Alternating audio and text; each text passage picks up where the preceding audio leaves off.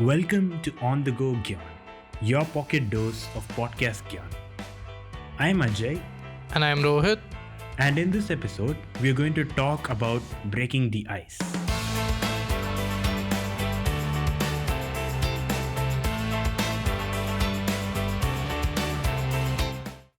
Why did this name Breaking the Ice come into the first place? Why not pour some whiskey on it? So simple. I know I always thought on the rocks would be better, but I think it is because ice is more hard and it's very difficult to break. If I throw an ice cube at you, probably you will have a injury and the ice still won't break. So, when was the first time you broke the ice? I think it was when I was very small, probably 4 or 5, and your relatives or family friends would come over and your parents would ask you to dance or sing for them. So for me, it was playing the keyboard, and that is how my icebreaker was. How was your icebreakers back then? The way I remember, I think in college when I was hesitant and I had to live on my own, that is the first time I was so hesitant in talking to people, and I managed to break the ice over there. Oh man, college icebreakers were completely different, especially when your seniors would call you over and make you do weird things. Yeah, that is a different scenario, but again, office is another different scenario, I would say. Talking to a fresh set of married people itself was a very thick ice for me. So, where else have you faced the situation of not being able to start? I've been bad at conversations all throughout, and if you specifically ask about ice breaking, I have no clue how do I break the ice when I'm going and talking to a stranger. Whether it be an office, whether it's any friend's party, whether it's a pub where you see someone who's really cute. So, what about the situation when you talk to your manager for the first time? You remember that? Ah. So I have had 3 managers. The first 2 times I was scared to hell. I had no clue what is right to say, what is not right to say, and I was fresh into the industry. So it was like I remembered those typical HR questions. Talk about yourself, describe yourself, where do you see yourself in 5 years? All those answers were like going in my brain in a circle. And something from that only I spoke when I was speaking to my manager for the first time. Yeah, I can resonate the same to my first time as well. I think we were all in this mood of continuous interviews that brought us to this situation. And then when you have to break the ice, that is what is on your mind. Yeah, every other person you sort of meet in that time frame, you start talking to them in the same way, and they're like, why is he giving me the HR answer? Yeah, even your colleagues, it used to be like that. Yeah, my friends would be like, dude, your interview is over. Why are you like this? Hmm. Well, what about in front of, let's say, 10 people or 15 people at a time? You remember anything like that?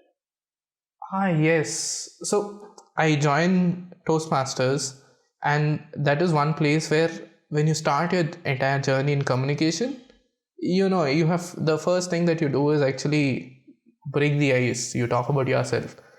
That was a completely different experience because then you have a set of 20 to 25 people sitting in front of you, and you don't know what exactly they want to listen. So, like if I'm talking to you and you're asking me how are you, and you're asking me okay where you're from, so it is more of a question and answer, sort of an interview style. Yeah. When you're going on stage and talking about yourself, it is like I have no clue what do people want to listen about me. But then I somehow, so for me, when I did it for the first time, I actually called up my mom and I told her that, Mom, this is what I want have to do. Help me out. And then she gave me like a basic, structure that okay, talk about where you're born, and then talk about how your childhood was, then your college. And that's how you build on it, and maybe you can talk about a few hobbies that you or some characteristics you resonate with. And that's how I started. How was your first icebreaker? I still remember when my first icebreaker was published through a mail saying that Ajay Kumar is going to deliver his icebreaker today. Come watch. That was something really good that I don't know. I still have that mail saved with me, but the experience of it was really very good. I was speaking only about myself with no one to interfere. That is a very new experience that I had in my life.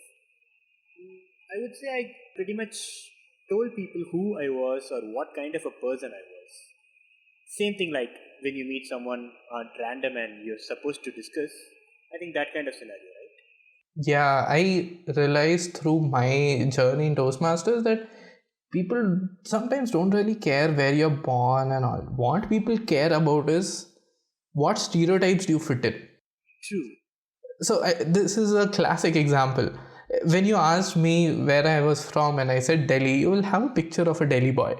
That's what people want to listen to you in your icebreaker so they can create an image of who you are.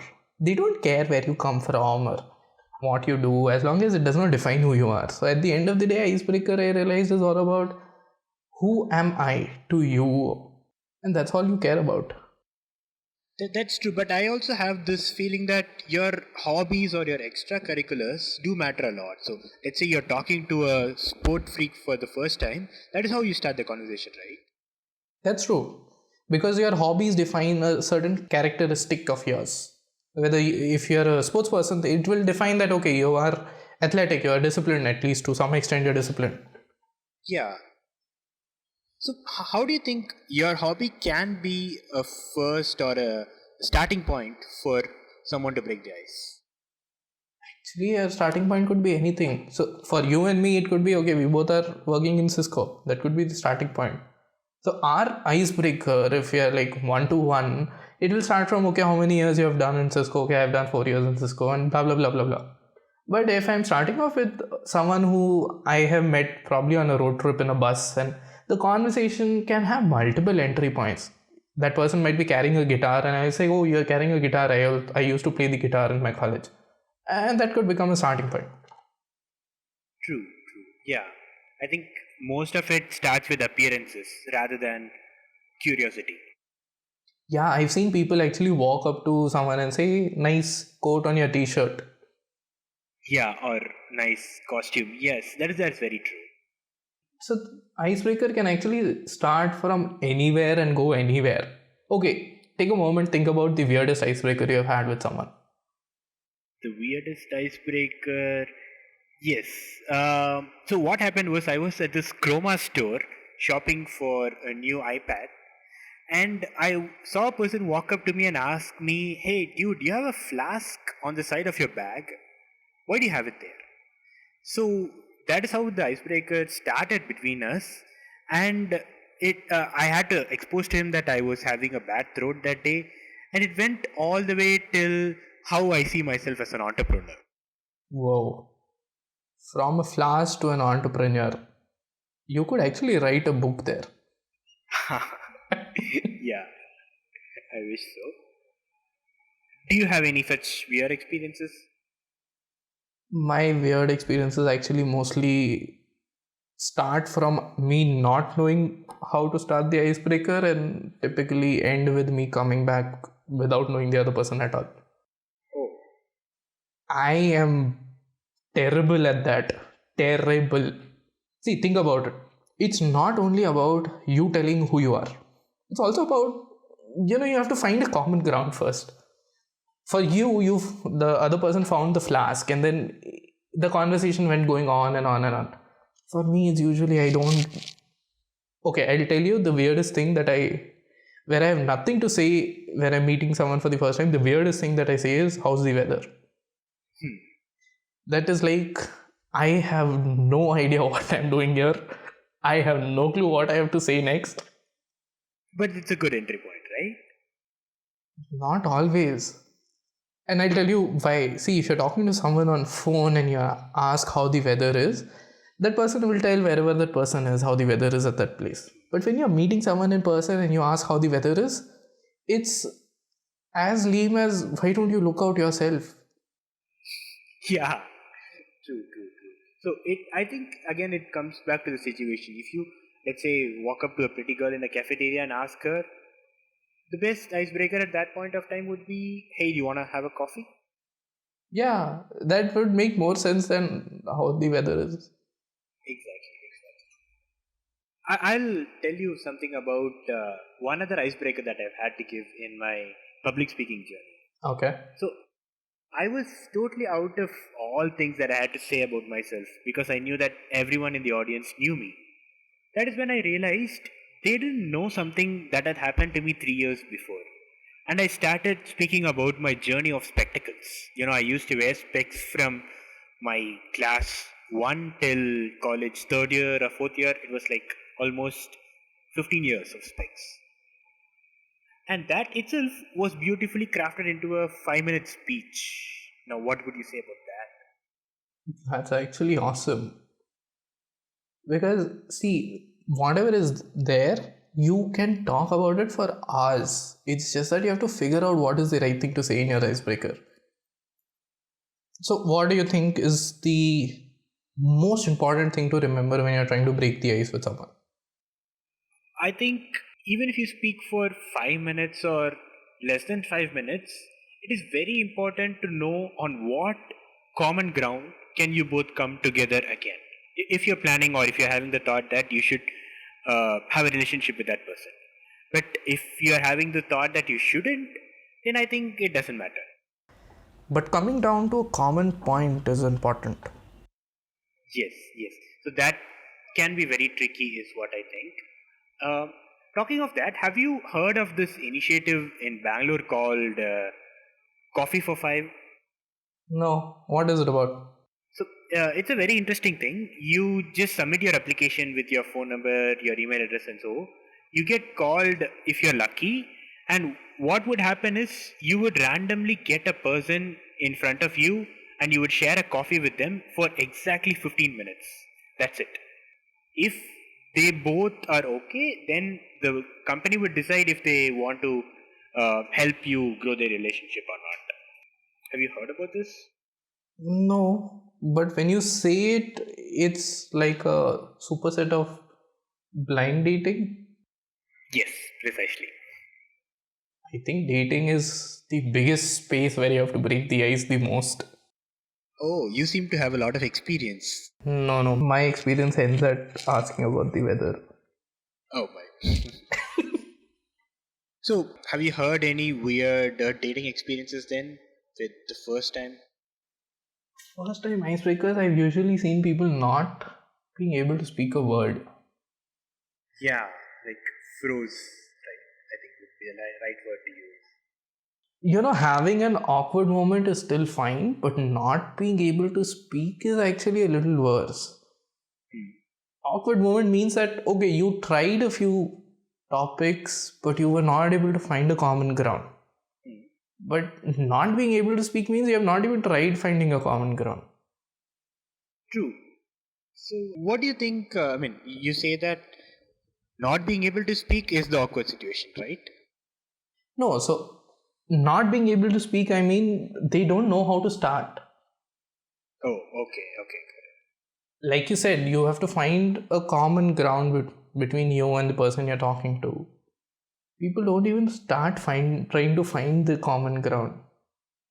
Yes, that situation can occur. I think it is because of the fact that you don't want to get to know the person, something like that. No, sometimes it's more of you literally don't know how to start. So for me, I took some time to figure out that, okay, you start with actually saying, hi, my name is Rohit. People sometimes don't even figure out that that's the simplest starting point. People are thinking, okay, what should I say that grabs this person's attention? Without realizing that you can just walk up to someone and say, hi, my name is Rohit, and then you can just say why you walked up to that person. Yeah. So, your instance, the person actually said that, okay, you have a flask at the edge of your bag, and that person told you why he walked up to you. Yes. Oh, finding that starting point is the problem. Yes, you're right. Yeah, how you reach from a flask to being an entrepreneur has a lot of nuances, but then at least you started from there. Yes. Like you just walk up to someone and say, hey, and then nothing. So, okay, so the situations that you are talking about, I think, are day to day, how do you meet people or what kind of people you meet. Let me put you in another weird situation. Okay. Let's say you have to talk to a very big person like the company CEO, and the icebreaker time that you're allotted is only a lift's journey from floor 1 to floor 10. How different is that icebreaker? Actually, in the concept of it, it's not different. But what it requires more is clarity. Now, when I say that, I basically mean that when you have a 10-second icebreaker or a 10 minutes too long, a 20-second icebreaker, you need to be very clear that why are you breaking the ice with this person. It's perfectly normal to be standing with your CEO in a lift and not say a word. But there is a reason why you're initiating it. And since you don't have any time, it's very right to just say, hey, my name is so and so, and tell that person why you're talking to him. Clarity. It could be you have some idea about the company and you are just highlighting it to the CEO and like, hey, my name is Rohit and this is an idea that I had and I thought maybe we can discuss about it. That's your icebreaker. Yes, right? As simple as that. So it comes back to the point that, okay, introduce yourself and then come to the point where tell that person why you're breaking the ice, why you are talking to that person at the first place. Yeah, so at the situation, you can't keep saying, like, I'm from so and so.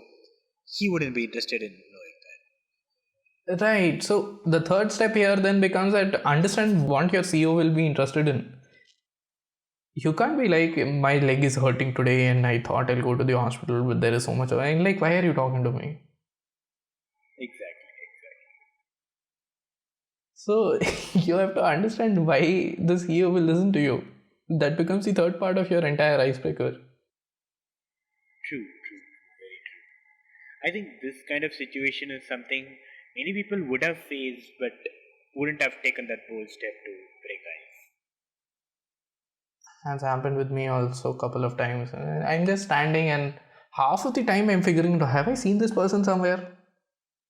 Oh, I remember it happened with me in my previous company where I was standing in the lift with the VP who was the India site manager. okay. Half of the time I was figuring out, I've seen him somewhere. Where have I seen him? Who is this person?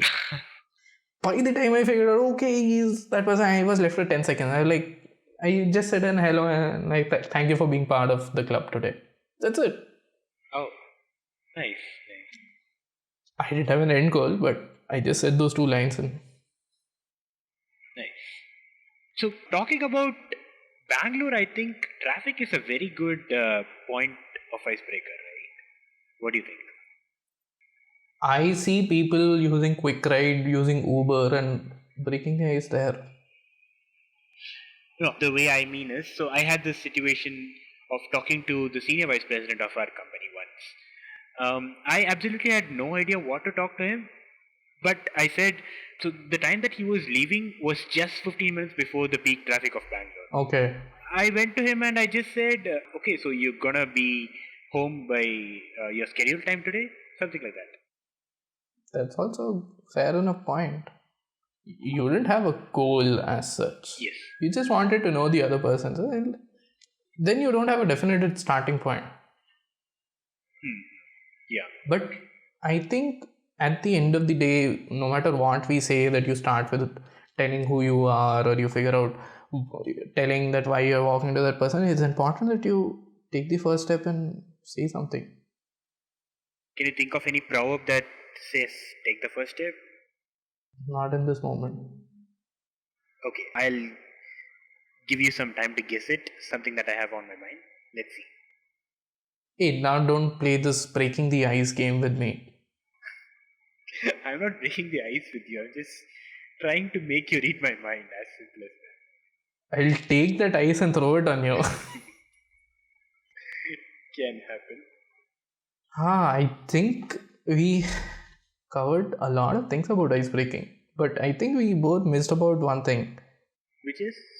Since it's the first episode, people will want to listen to us, who we are. We should also break the ice with our audience. Yes, definitely.